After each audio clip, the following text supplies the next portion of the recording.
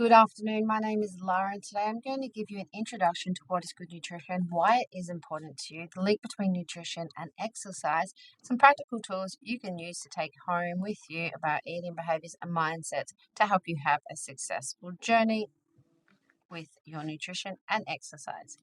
So, what is good nutrition? Having a general foundation of what is good is very important and fundamental for you to help achieve your goals. Let's have a look at what that looks like. To start off with, we need to understand what macronutrients are. So we've all heard about macronutrients. You might not know off the top of your head, but carbohydrates, proteins, and fat are your macronutrients. If you want to have a look closer here, you can after, but you'll be getting this sheet with you. So here are some of the important things that carbohydrates do. It helps with sleep, mood, it gives you energy for your body, helps with the digestive system. Understanding two types of carbs is important. So simple carbs and complex carbs. Your simple carbs, so it's quick release energy that goes through your body just like that. Complex carbs are slow released energy. If you have a look at this chart, the pink is a simple, the blue is complex carbs. So your sugars, your white rices, milk, honey, berries is your simple carbs. It gives you quick release energy, quick spike. Your long lasting complex carbs, slow release energy, stretches out longer, it makes you feel fuller for longer. The energy is slower released. So back at this, here's an example of the different carbs. Protein is one of the major important macronutrients, especially in the gym. It's great to be having the right amount of protein for your diet. It helps with building and repairing tissues. It helps with energy. It helps keep you full for longer. A lot of the problem at the beginning is a lot of people are eating simple carbs. So if we replace more of your simple carbs with complex carbs or protein, it's going to help you be more successful through your diet. Fat is a very essential macronutrient. It helps with vitamin absorption, cell and membrane and hormone production. It protects your organs. Here are some examples of great fat sources for you. Fat gets a bad rap. Eat good quality fat is very important for you. Not only do we want to eat good nutritious food and get fit and lose weight and build muscle, eating good nutrition is also beneficial when we think about our health. So, good nutrition prevents chronic illnesses. It reduces the risk of chronic diseases including heart disease, diabetes, stroke, osteoporosis, and some cancers. Not only does it fight chronic diseases, it's good for your body and how it functions. Good nutrition builds and repairs tissues and maintains a strong immune system, regulates bodily functions such as digestion, and it can help improve our skin, hair, and nails and promote better sleep and digestion. Good nutrition improves our mental and physical performance, our concentration, our memory, our moods. Good nutrition helps increase our energy levels and endurance during physical activity. Very important fact. So not only does good nutrition just help you lose weight and towards your goals, it is amazing to prevent chronic illness and to help us live a better functional life. Macronutrients is measured through calories. The energy that the macronutrients have, if you have a look at this sheet, gets converted to calories. Calories is a very important part of a healthy diet because it helps balance the energy you put into your bodies with the energy you use. If we have a look here, the energy we get in is through macronutrients. So the carbohydrates, the fat, the protein, that equals energy. We eat the energy, and that energy helps our heart to beat. It helps us to lift weights. It helps with digestion and breathing and moving. So that energy gets calculated as energy out through TDEE.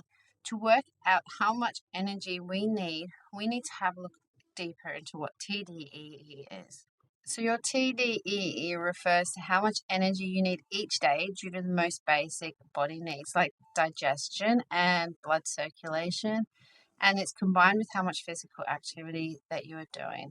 Your TDEE is represented in calories, which is a unit of measurement that indicates how much energy we need. So what makes up your TDEE? Your TDEE is made up of your EAT, your NEAT, your TEF, and your BMR. Great way to think about BMR is thinking breathing, making cells, and resting. So this is the amount of energy your body uses just by breathing, just by making cells and resting. If you were to be put into a coma and were laying on a bed, that is the energy that would be using. So nothing extra, nothing walking, nothing working or anything like that. It's just what you need, the energy you need just to live, just to survive. Your TEF is the thermic effect of food. It's the amount of energy it takes for your body to digest, absorb, and metabolize the food you eat. When you think about thermic effect of food, you think about like adding fuel to a fire. So if you were to add a leaf to the fire, it's going to burn really quick. But if you added a big chunk of coal to the fire, it's going to stay in there longer. It's going to take more energy to burn that piece of coal than what it would a leaf. So depending on the food you eat, you want food that takes time to digest, more energy for it to absorb and to be metabolized. So when we think about that and the calories that gets used by eating great quality food, that's a very important factor. So the next one, non-exercise activity thermogenesis, or NEAT, refers to the amount of energy used by moving around during the day. So not including exercise, think about cleaning, cooking, dropping the kids at school, and even just fidgeting. So if we have a look at this table, you'll see your total energy expenditure is comprised of BMR, TEF, NEAT, and EAT. So EAT, we'll have a look at that in a moment. So your NEAT can contribute significantly to total daily energy expenditure without structured exercise. So things like shopping, gardening, playing with the kids, walking the dog, washing the car. EAT refers to the energy expenditure from structured exercise and planned activities. So things like playing hockey, lifting weights, going hiking. It can increase overall energy expenditure and contribute to your weight loss or maintenance. So how do we figure out how much calories should I eat? To find out how many calories we should eat, we need to put everything we've just learned into consideration. So how much is your BMR? What is your total daily energy expenditure? That is different for everybody. So we find what your recommended calorie intake by using an online calculator, depending on how much planned exercise you do, how much you move around throughout the day, what your age is, your sex, your height, and your weight. And also depending on what your specific goals are. So do you want to lose weight? Do you want to maintain your weight? Do you want muscle gain? So that all contributes to how many calories you should eat. How do you find it? You can go and use an online calculator, or you could use a food diary, average the weight for 2 weeks. It depends on how you would like to do it. One of the basic things is just using the calorie calculator. Calorie deficit to lose weight. So what we do is increase our physical activity and reduce our calorie intake, the amount of calories that we're consuming. So with weight maintenance, we're aiming to keep our energy input and output the same. So the amount of calories that are getting eaten sort of balances out with the amount of calories that we expend. To gain muscle, we need to consume more calories. So we want to be in a calorie surplus because our body needs to maintain its current weight, and it needs to be combined with strength training to stimulate muscle growth. So consuming more calories is very important. Strength training and making sure that we are eating more protein, getting the adequate amount of protein and also carbohydrates, which support muscle growth and recovery. There's so many options out there. So many people do different types of diets. We have keto, vegan, gluten-free.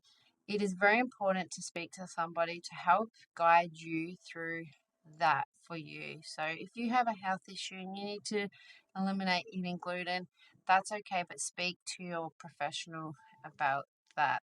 Don't get caught up in the fads and the hypes and the things that sound good to make you lose weight. If you follow the principles here, you will be successful on your path. MyFitnessPal is an amazing tool for you to track your calories and how much food you're eating. So you can take your measurements, you can take a weight scale and weigh your food. Put that into MyFitnessPal and it will give you the information you need.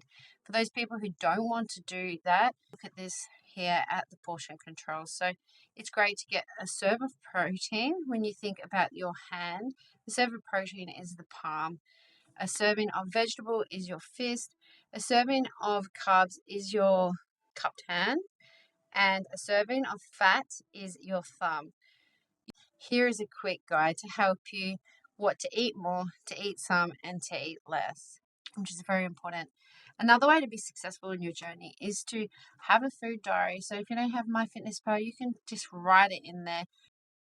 The data is very important for you to be successful. We need to know what the data is. Another great tool that will help you along your journey is meal prepping, making sure that you plan what you are going to eat and prep it for the week. So one day a week you can work out a plan for the week and work out the calories, make sure that it fits your goals, and then do a shopping list.